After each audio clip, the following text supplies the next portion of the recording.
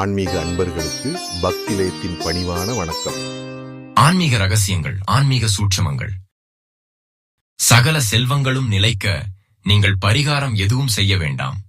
கோயிலுக்கு போனாலும் சரி, போகவில்லை என்றாலும் சரி, இதை முதலில் படியுங்கள். உங்களுக்கு வேலை கிடைக்கும், வியாதிகள் குணமாகும், திருமணம் நடைபெறும்.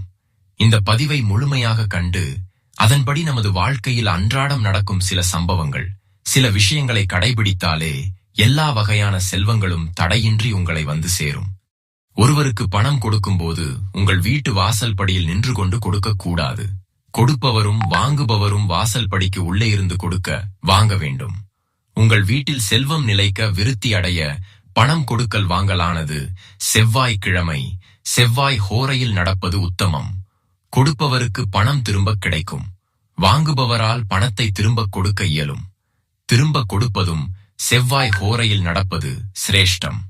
வாசற்படியிலோ அல்லது உரல், ஆட்டுக்கல், அம்மி போன்றவற்றில் உட்காரக்கூடாது. இரவு நேரங்களில் பால், மோர், தண்ணீர் ஆகியவை உங்கள் வீட்டிலிருந்து அடுத்தவர்கள் எடுத்து செல்ல அனுமதிக்க கூடாது. வெற்றிலை, வாழை இலை இவைகளை வாடவிடக்கூடாது. வெற்றிலையை ஒருபோதும் தரையில் வைக்கக்கூடாது. எரியும் குத்து விளக்கை தானாக அணையவிடக்கூடாது.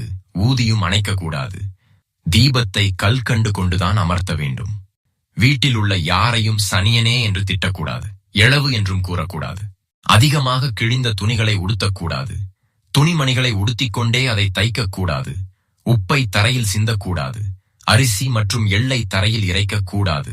ராமநாமம் உச்சரிக்கப்படும் இடத்திற்கு அனுமன் தேடி வந்து விடுவான். அங்கு அவனை கூப்பிட வேண்டிய அவசியம் கூட இல்லை. அதே போல உங்கள் வீட்டில் லக்ஷ்மி கடாட்சம் தழைத்து செல்வம் பெருக, ஸ்ரீமன் நாராயணனின் பெருமை பேசப்படும் இடத்தில், அவன் பாடல்கள் ஒலிக்கும் இடத்தில் அன்னை திருமகள் தானாகவே வந்து விடுகிறாள். ஆகவே இல்லந்தோறும் காலை வேளைகளில் வெங்கடேச சுப்ரபாதமும், மாலை வேளைகளில் விஷ்ணு சஹஸ்ரநாமமும் ஒலிப்பது அவசியம். அந்த வீடுகளில் செல்வச் செழிப்பு தாமாகவே வந்துவிடும். வீட்டில் நெல்லி மரம் இருந்தால் லக்ஷ்மி கடாட்சம் பெருகும்.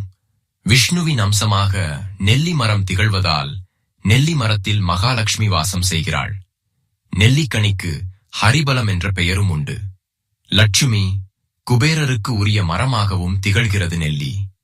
நெல்லி மரம் இருக்கும் வீட்டில் தெய்வீக அருள் நிறைந்திருக்கும். எவ்வித தீய சக்திகளும் அணுகாது. சுமங்கலிகள் மற்றும் பூரண கும்பம், மஞ்சள் குங்குமம், திருமண், சூர்ணம், மாக்கோலம், சந்தனம், வாழை, மாவிலை தோரணம், வெற்றிலை, திருவிளக்கு, யானை, பசு, முகம் பார்க்கும் கண்ணாடி, உள்ளங்கை, தீபம் இவை அனைத்தும் லக்ஷ்மிக்கு மிகவும் பிடித்தவை. தினசரி துளசி மாடத்திற்கு விளக்கேற்றி வழிபட்டால் மகாலட்சுமி அருள் கிடைக்கும். பசுக்களுக்கு ஒரு பழம் வாங்கி கொடுத்தாலே கோடி புண்ணியம் தேடி வரும் எனும்போது, அவற்றுக்கு தீவனங்கள் வாங்கி தந்து போஷித்தால் சகல ஐஸ்வர்யங்களும் கிட்டும். சங்கு, நெல்லிக்காய், பசுஞ்சாணம், கோமியம், தாமரை பூக்கள், சுத்தமான ஆடைகள் வீட்டில் இருப்பது சுபம். காலை எழுந்தவுடன் தனது உள்ளங்கைகள், பசு, கோவில் கோபுரம், இறைவனின் திருவுருவப் படம் இவற்றை பார்க்க வேண்டும். தினசரி விளக்கேற்றுவது சிறப்பு. செவ்வாய் மற்றும் வெள்ளிகளில் 5 முகம் கொண்ட விளக்கேற்றுவது இன்னும் சிறப்பு. வீடுகளில் பூஜை அறை என்று தனியாக வைத்துக் கொண்டிருந்தால் அங்கு தேவையில்லாத உடைந்த பொருட்களை சேர்த்து வைக்காதீர்கள். இது இறை சக்தியை குறைக்கும். எந்த வீட்டில் சாப்பாட்டிற்கு ருசியாக ஊறுகாய் இருக்கிறதோ அந்த வீட்டில் தரித்திரம் இருக்காது. எனவே உங்கள் வீட்டில் எப்போதும் பலவித ஊறுகாய்கள் குறைவின்றி இருக்கட்டும். எந்த வீட்டில் பெண்கள் கௌரவமாக நடத்தப்படுகிறார்களோ, எந்த வீட்டில் பெண்கள் சிரித்துக் கொண்டு சந்தோஷமாக இருக்கிறார்களோ அங்கு திருமகள் குடியேறுவாள். வீட்டுக்கு வரும் சுமங்கலி பெண்களுக்கு குங்குமமும் தண்ணீரும் தர வேண்டும். அவர்களுக்கு மஞ்சள் கிழங்கு கொடுப்பதால் பல ஜென்மங்களில் செய்த பாவங்கள் விலகும். எந்த பொருளையும் வீட்டில் இல்லை என கூறக்கூடாது. இந்த பொருள் வாங்க வேண்டியதிருக்கிறது என்றே சொல்ல வேண்டும். அடிக்கடி பெரியோர்களை சந்தித்து ஆசி பெறுவதும், கோயிலுக்குச் சென்று தெய்வ தரிசனம் செய்வதும் செல்வத்தை கொடுக்கும். குழந்தைகளிடமும், வயதானவர்களிடமும், நோயாளிகளிடமும் கோபத்தை காட்டக்கூடாது.